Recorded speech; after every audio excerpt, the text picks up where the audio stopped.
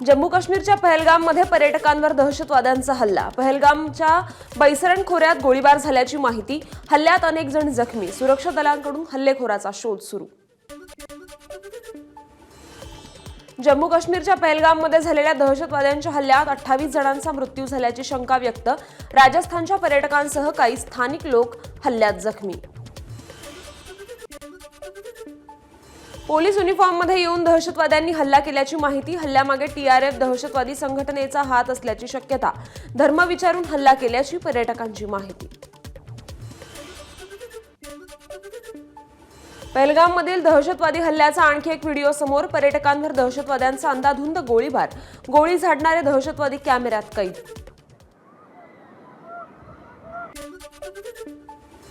पंतप्रधान मोदींची पहलगाम दहशतवादी हल्ल्याप्रकरणी अमित शहा यांच्याशी दूरध्वनीद्वारे चर्चा। योग्य त्या उपाययोजना करण्याची मागणी। पंतप्रधानांनी केंद्रीय गृहमंत्र्यांना घटनास्थळी भेट देण्यास देखील सांगितलं। पंतप्रधानांशी चर्चा झाल्यानंतर अमित शहा श्रीनगरला पोहोचले। पहलगाममधील दहशतवादी हल्ल्यानंतर प्रशासन अलर्ट मोडवर। आज अमित शहा घटनास्थळी पाहणी करणार।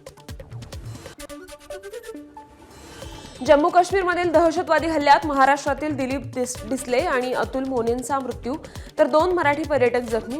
मुख्यमंत्र्यांची माहिती। मुख्यमंत्री देवेंद्र फडणवीस जम्मू काश्मीर प्रशासनातील वरिष्ठांच्या संपर्कात। काश्मीरचे विभागीय आयुक्त विजयकुमार बिद्री यांनाही फोन करून घेतली माहिती। उपमुख्यमंत्री एकनाथ शिंदे यांनी केली राममोहन नायडू यांच्याशी फोनवरून बातचीत। महाराष्ट्रातील जे पर्यटक काश्मीर खोऱ्यात अडकले आहेत त्यांना स्पेशल विमानानं महाराष्ट्रात आणण्याची केली विनंती।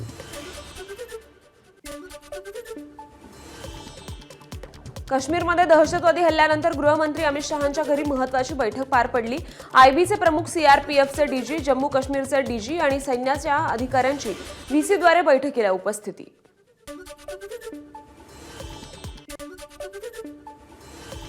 जम्मू काश्मीरचे मुख्यमंत्री ओमर अब्दुल्लांकडून दहशतवादी हल्ल्याचा निषेध। आमच्या पाहुण्यांवर झालेला हा हल्ला घृणास्पद आहे। मी मृतांच्या कुटुंबियांप्रती सहानुभूती व्यक्त करतो। ओमर अब्दुल्लांची एक्स पोस्ट। काश्मीरमधील हल्ल्यानंतर आज विश्व हिंदू परिषदेकडून जम्मू बंदची हाक तर काँग्रेसकडूनही बंदला समर्थन। जम्मू काश्मीरच्या पहलगाममध्ये पर्यटकांवर झालेला हल्ला निंदनीय आणि लाजिरवाणं कृत्य। निरपराध सामान्य नागरिकांना लक्ष्य बनवणं मानवतेविरुद्ध। प्रियंका गांधी वाड्रा यांची प्रतिक्रिया। महाराष्ट्रातील पर्यटकांच्या सुरक्षेच्या आणि मदतीच्या अनुषंगाने आमचे प्रयत्न सुरू आहेत। मंत्री मुरलीधर मोहोळ यांची प्रतिक्रिया। मदत कार्य युद्ध पातळीवर सुरू असल्याची मोहोळांची माहिती।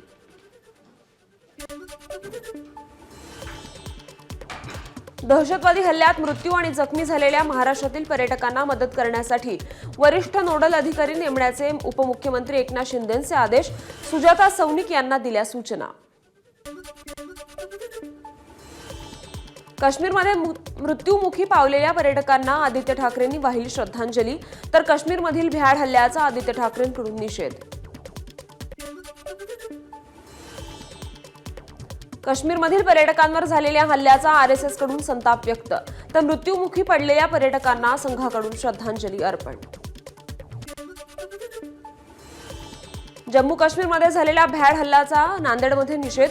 भाजपकडून महात्मा फुले पुतळा परिसरात मेणबत्ती पेटवत निषेध। काश्मीरच्या पहलगाम येथे पर्यटकांवर झालेल्या दहशतवादी हल्ल्यात डोंबिवलीच्या अतुल मोने यांचा मृत्यू झालाय। अतुल मोने कुटुंबासह फिरण्यासाठी काश्मीर पहलगाम येथे गेल्याची माहिती आहे। मुलगी, बायको यांच्यासह त्यांचे नातेवाईकांची 3 कुटुंब गेल्याची माहिती।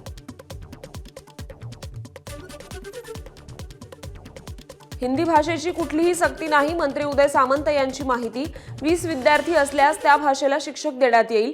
हिंदी संदर्भात कॅबिनेटमध्ये झालेल्या चर्चेची सामंतांकडून माहिती। अनधिकृत भोंगे आणि मशिदीच्या विरोधात किरीट सोमय्या ऍक्शन मोडवर। घाटकोपरच्या शिरानगर पोलीस ठाण्यात जात सोमय्यांकडून तक्रार दाखल। त्यानंतर अनधिकृत भोंगे आणि मशिदींबाबत पोलिसांच्या कारवाईला सुरुवात। मुस्लिम संतांची वक्फ बोर्डाकडील जमीन परत द्या। श्रीगोंद्याचे भाजप आमदार विक्रमसिंग पासपोत यांचे मुख्यमंत्र्यांना पत्र। ट्रस्टकडून अहिल्यानगरच्या जिल्हाधिकाऱ्यांना निवेदन।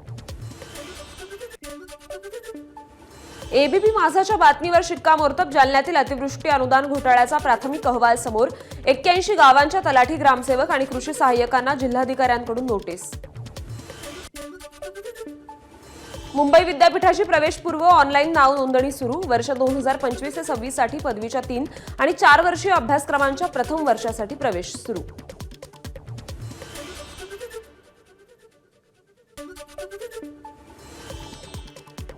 राज्यात 80 अतिरिक्त जिल्हाधिकाऱ्यांच्या नियुक्त्या. उपजिल्हाधिकाऱ्यांना बढतीनंतर लगेच पदस्थापनेचे आदेश. महसूल मंत्र्यांचा धडाकेबाज निर्णय. बीडचे जिल्हाधिकारी अविनाश पाठक यांची बदली. विवेक जॉन्सन बीडचे नवीन जिल्हाधिकारी म्हणून नियुक्त. राज्यात मागच्या वर्षीच्या तुलनेत यंदा पाणी टंचाई कमी. मंत्री गुलाबराव पाटलांची माहिती. राज्याच्या पाणी टंचाईचा कृती आराखडा मागवला आहे. जो अपात्र आराखडा आहे त्याच्या सूचनाही मुख्यमंत्री उपमुख्यमंत्र्यांनी दिल्याची माहिती. राज्याचे उच्च आणि तंत्र शिक्षण मंत्री चंद्रकांत पाटलांनी बोलून दाखवली गृहमंत्री होण्याची इच्छा. सांगलीत पालकमंत्री चंद्रकांत पाटील यांचं विधान. विलेपार्लेतील दिगंबर जैन मंदिर तोडक कारवाईच्या ठिकाणी अल्पसंख्याक आयोगाच्या टीमकडून पाहणी. पोलीस आणि पालिका प्रशासनासोबतच मंदिर प्रशासनाकडून घेतली माहिती. सोलापूर जिल्ह्यातील 11 तालुक्यातील 1025 जागांसाठी सरपंच पदाची आरक्षण सोडत जाहीर. 50% ग्रामपंचायतीवर आता महिला राज असणार. मत्स्य व्यवसायाला शेतीचा दर्जा. काल झालेल्या मंत्रिमंडळ बैठकीत महत्त्वाचा निर्णय जाहीर. शेतीप्रमाणे मत्स्य व्यावसायिकांनाही मिळणार नुकसान भरपाई. मत्स्य व्यवसायाला शेतीचा दर्जा. कोळी बांधवांकडून मंत्री नितेश राणे यांचं स्वागत करण्यासाठी कोळी बांधव मंत्रालयात दाखल. गोसीखुर्द धरण प्रकल्पासाठी जवळपास 26,000 कोटी. राज्य मंत्रिमंडळ बैठकीत निर्णय. या प्रकल्पामुळे 1,97,000 हेक्टर क्षेत्र सिंचनाखाली येणार. भंडारा, चंद्रपूर, नागपूर जिल्ह्यातील क्षेत्रांना याचा मोठा फायदा होईल. मंत्रिमंडळाची चौंडीमध्ये 29 एप्रिलला होणारी बैठक पुढे ढकलली. आता 6 मे रोजी बैठक होणार अशी माहिती. केंद्रीय लोकसेवा आयोगाच्या 2024च्या परीक्षेचा अंतिम निकाल जाहीर झाला. शक्ती दुबे देशात पहिली, हर्षिता गोयल देशात दुसरी तर पुण्याचा अर्चित डोंगरे महाराष्ट्रातून पहिला आणि देशभरातून 3रा क्रमांक. बारामतीतील अभिजित चौधरीला यूपीएससी परीक्षेत यश. निकाल जाहीर होताच अभिजितच्या कुटुंबियांनी आणि मित्रांनी फटाके फोडत, गुलाल उधळत साजरा केला आनंद. नागपूरच्या सौरभ येवलेनं पहिल्याच प्रयत्नात केली यूपीएससीची परीक्षा क्रॅक. 669वा रँक असून पुढे आणखी प्रयत्न करून आयएएस होण्याचा सौरभचा मानस. सर्वच क्षेत्रातून सौरभचं कौतुक होतंय. हार न मानता 5व्या प्रयत्नात गोंदियाच्या नक्षलग्रस्त सालेकसा तालुक्यातील सचिन बिसेन ने यूपीएससी परीक्षेत मिळवलं यश. घरूनच अभ्यास करून केलं यश संपादन. 98व्या अखिल भारतीय मराठी साहित्य संमेलनाच्या अध्यक्षा डॉक्टर तारा भवाळकर यांना भारती जीवन साधना गौरव पुरस्कार जाहीर. भारती विद्यापीठ अभिमत विश्वविद्यालय देणार हा पुरस्कार. मानपत्र आणि 1 लाख रुपये असं या पुरस्काराचं स्वरूप आहे. आकाश अंबानींनी शिर्डीत जाऊन घेतलं साई समाधीचं दर्शन. यावेळी मंदिर समितीकडून आकाश अंबानींचा सत्कार. आठवडाभराआधी नीता अंबानींनी देखील साईंचं दर्शन घेतलं होतं.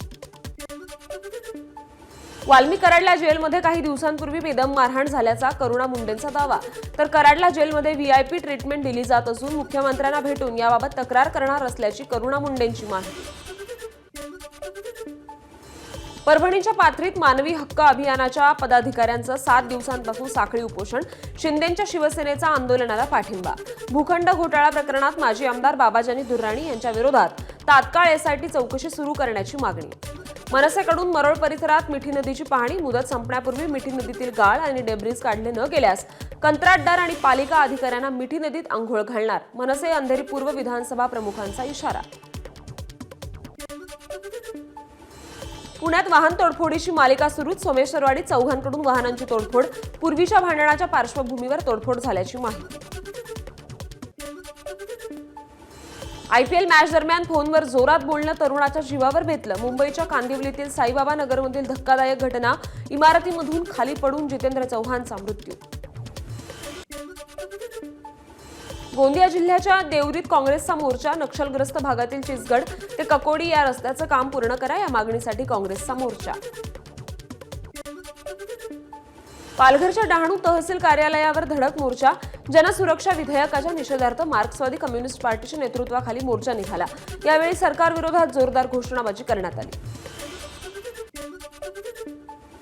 गोसेखुर्द प्रकल्प बाधितांनी नागपूर भंडारा महामार्ग रोखला. गोसेखुर्द धरणाच्या 37व्या वर्धापन दिनी विविध मागण्यांसाठी केलं ठिय्या आंदोलन.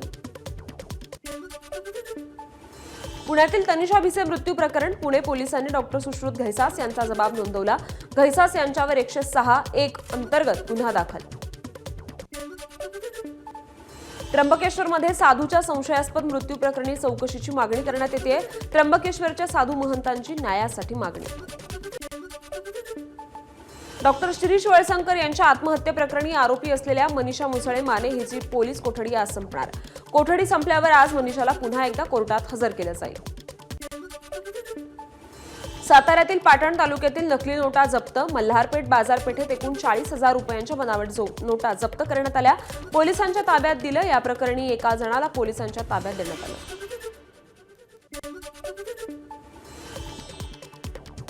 वसईत बाईक रेसिंगसाठी मोटारसायकल चोरणारी टोळी जेरबंद. टोळीतील दोघांना अटक करण्यात आली. 2 जण अद्याप फरार आहेत. एकूण 8 लाख किमतीचा मुद्देमाल जप्त. अहिल्यानगरच्या श्रीगोंदा शहराचं ग्रामदैवत श्री संत शेख मोहम्मद महाराज मंदिराच्या जीर्णोद्धारावरून वाद सुरू आहे. मागील 6 दिवसांपासून ग्रामस्थांनी धरणे आंदोलनाची हाक दिली आहे. बीड येथील तरुणीच्या आत्महत्या प्रकरणात तरुणीच्या आईचे आरोप पोलिसांनी फेटाळलेत. मयत तरुणीच्या आईच्या तक्रारीवरूनच गुन्हा दाखल. तरुणीचा छळ आणि धमकावलेल्या आरोपांवर अद्याप ठोस सांगता येणार नाही तसा पुरावा सापडलेला नसल्याचं पोलिसांचं मत.